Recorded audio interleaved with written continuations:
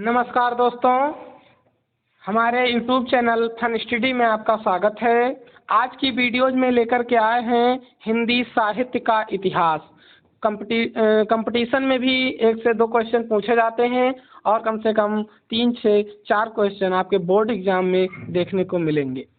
तो इसमें हम जानेंगे कि कैसा इतिहास है, कि कितने चरण में बांटा गया है। इन सब चीज़ों को आज हम अच्छे से जानेंगे। कह रहा है हिंदी साहित्य का काल विभाजन। क्या कह रहा है? हिंदी साहित्य का काल विभाजन। तो इसको 4 पार्ट में बांटा गया है। कितने पार्ट में? 4 पार्ट में। एक कह रहा है आदिकाल, फिर मध्यकाल, पूर्व मध्यकाल जिसे कहते हैं, और उत्तर मध्यकाल और आधुनिक काल। अब इसमें आदिकाल को हम वीर गाथा काल भी कहते हैं, फिर पूर्व मध्यकाल को भक्ति काल, उत्तर मध्यकाल को रीत काल और आधुनिक काल को गद्य काल कहते हैं। फिर कह रहा है हिंदी साहित्य को 4 कालखंडों में विभाजित किया गया है।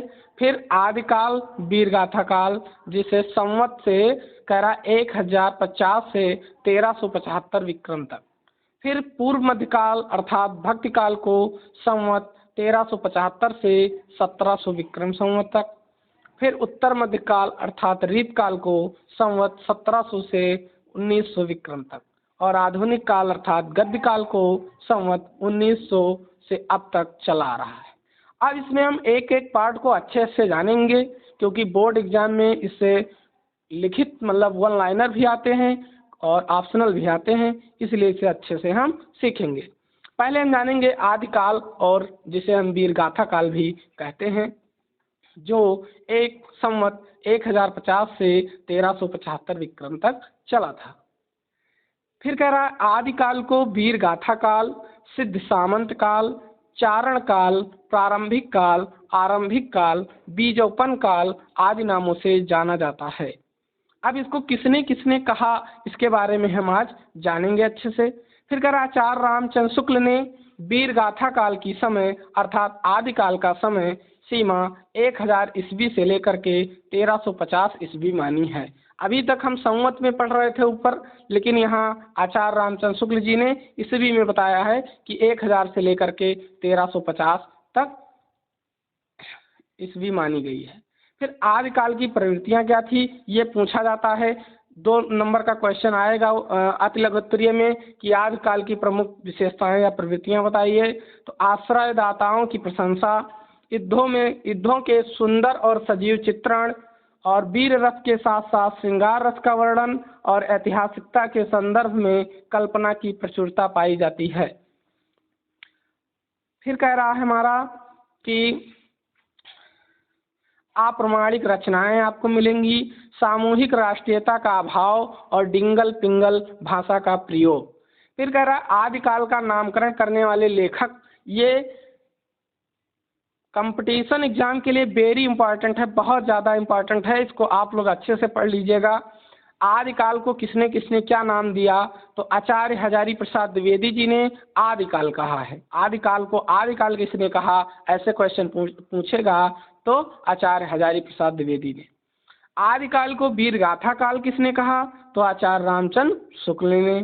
फिर कह रहा है आदिकाल को वीर काल किसने कहा? विश्वनाथ प्रसाद मिश्र ने। आदिकाल को सिद्ध सामंत काल किसने कहा? राहुल सांकृत्यायन ने।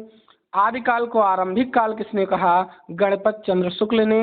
और आदिकाल को प्रारंभिक काल किसने कहा? मिश्र बंधु ने। और आदिकाल को बीजोपन काल किसने कहा? महावीर प्रसाद द्विवेदी ने। और आदिकाल को चारण काल किसने कहा? डॉक्टर राजकुमार वर्मा एवं जॉर्ज जे ग्रेसन ने। जिस पे मैंने हाइलाइटर लगा दिए हैं वो बहुत इंपॉर्टेंट हैं, बहुत बार पूछे गए हैं। आप लोग इसे अच्छे से याद कर लीजिएगा। फिर कह रहा है आदिकाल की प्रमुख कवि एवं उनकी रचनाएं, ये जिसमें दलपत विजय जो कवि थे उनकी रचना थी खुमाल रासो, चंद्रवरदायी पृथ्वीराज रासो जो ब्रज भाषा में है, और हिंदी के प्रथम महाकाव्यकार, हिंदी का प्रथम महाकाव्य भी यही है। हिंदी का प्रथम महाकाव्य पृथ्वीराज रासो और हिंदी के प्रथम महाकाव्यकार चंद्रवरदायी।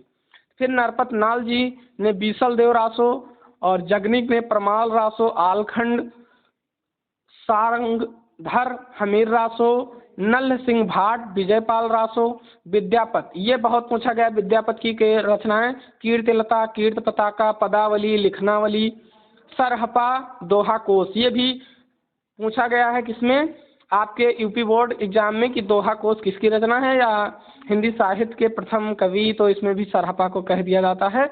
और स्वयंभू, पौम चरिऊ, रिठोड़िम चरिऊ, अरिष्टनेम चरित, ये भी पूछा गया है। फिर केदारनाथ भट्ट या भट्ट केदार, जयचंद्र प्रकाश, अब्दुल रहमान जी ने संदेश रासक, विजय सेन सूरी, रेवतंगिरी रास, जिन धर्म सूरी, स्थूल भद्र रास और अब्दुल रहमान ने संदेश रासक। अब ये आदिकाल का काल कहाँ से चला ये हमने सीखा, आदिकाल को किस किस नाम से जाना जाता है ये हमने जाना, और किसने क्या नाम दिया ये हमने जाना, और आदिकाल के कवि और उनकी प्रमुख रचनाएं को जाना। अब अगली क्लास में हम पढ़ेंगे पूर्व मध्यकाल अर्थात भक्ति काल, जो काफ़ी क्वेश्चन उससे पूछा जाता है, सगुण धारा, निर्गुण धारा, तमाम प्रकार प्रेमाश्रयी, रामाश्रयी, तमाम चीज़ों में उसे विभाजित किया गया है। उसके कवि, उनकी रचनाओं को हम अगली क्लास में सीखेंगे। और आप लोग अच्छे से पढ़ते रहिए और ठंड से बच कर के रहिए, क्योंकि ठंडी बहुत ज़्यादा पड़ रही है। आप लोग अपने सेहत को ध्यान में रखते हुए अपनी पढ़ाई जारी रखिए, यही मौका है आपके पढ़ने का, आपके घर पर आप अपना समय दीजिए, ठंड में बाहर नहीं निकलिए और अच्छे से पढ़ाई कीजिए। अगर कोई दिक्कत होती है हमारे कमेंट बॉक्स में ज़रूर कमेंट करिए, हमारी टीम प्रयासरत है आपके सवालों का जवाब देने के लिए। धन्यवाद।